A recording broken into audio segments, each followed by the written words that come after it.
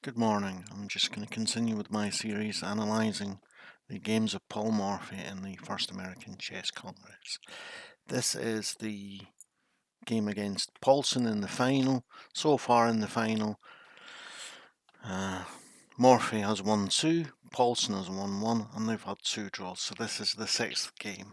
A real favourite of mine. A beautiful, you're expecting something to happen, but what happens is not what you're expecting to happen, not what Paulsen was expecting to happen either.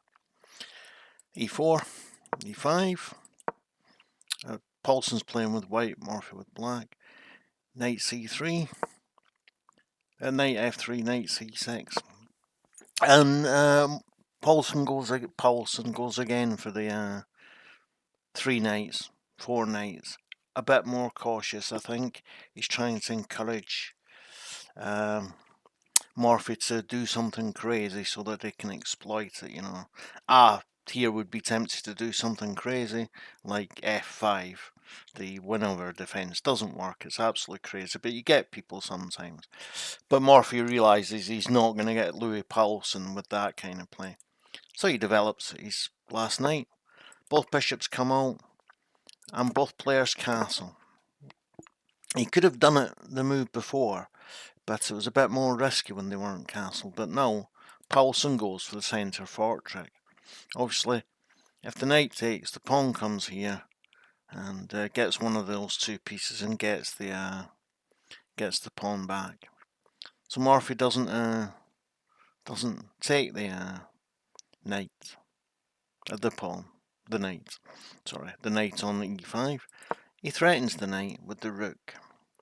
The knight takes the knight, and now the bishop takes the pawn. Yeah, the knight is threatening to win this pawn. Yeah, maybe he could play bishop here and defend the pawn, but he has given himself a very difficult game there anyway. So he retreats to c4 first, which is sensible. Provokes a weakening move from Morphy, and then he retreats all the way to d2, e2 even.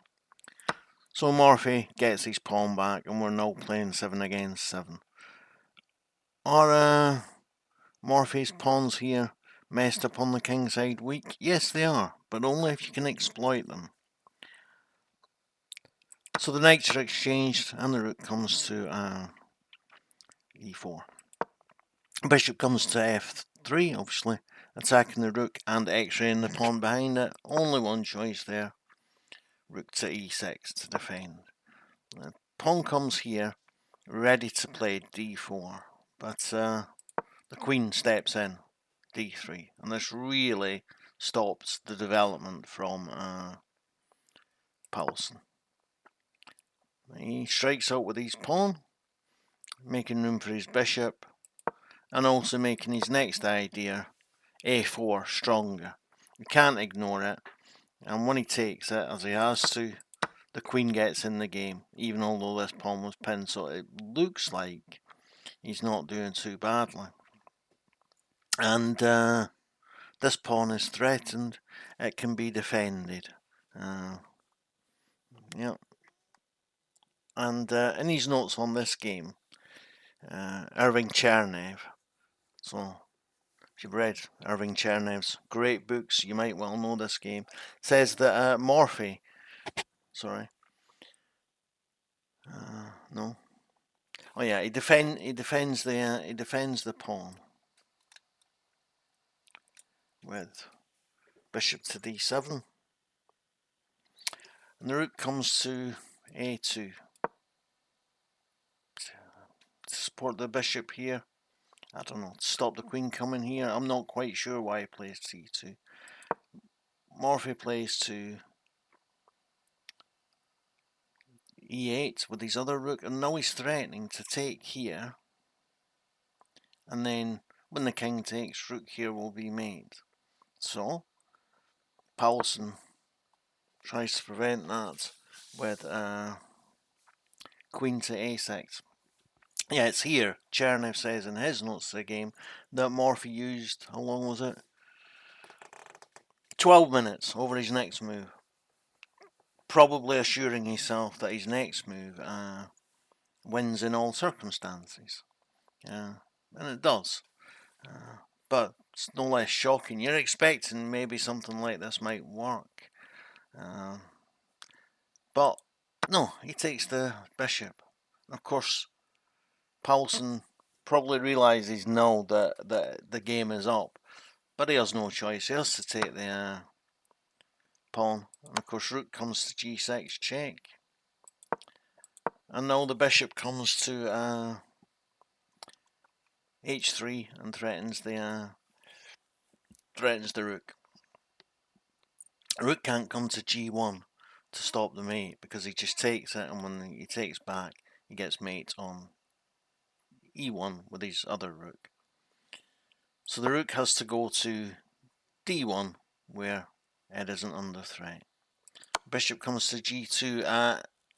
Chernev points out that if you just play a rook to g2, it wins quicker. But this works perfectly fine. So he takes the pawn and says check, of course. And the king comes to f1, but there is no escape. The king's going nowhere, and he comes back and he plays bishop to h3 check. And now he takes the pawn and he's threatening bishop to g2 mate. He's taking away the only square for the king. So the only way to prevent that is with bishop to queen to f1, and it gets taken. And alright, it ends up they've both got two rooks, they've both got a bishop. Morphy has 2 pawns extra, but the position is just dominating for Morphy. And he makes it even more so by defending the bishop instead of retreating it, to give less opportunities to Paulsen. And that's really the nail in the coffin. Yeah, he tries to break out, but no. Bishop to f3, and he's threatening either rook takes here mate. If he takes with the bishop, then this rook, the h6 rook, comes to here check, king's forced there, and the other rook comes to e2. And so Paulsen's forced to resign.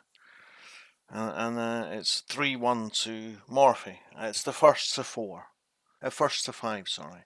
So, bit of trouble for Paulsen, but we've seen with his win and with the 2 draws that he is a tough character. He's a good player, Louis Paulsen. When I'm finished with this series, I think I might just find a couple of good Louis Paulsen games, because this performance isn't what Paulsen is capable of. Anyway, don't forget to like, share, comment and subscribe to my videos. Thanks. Bye.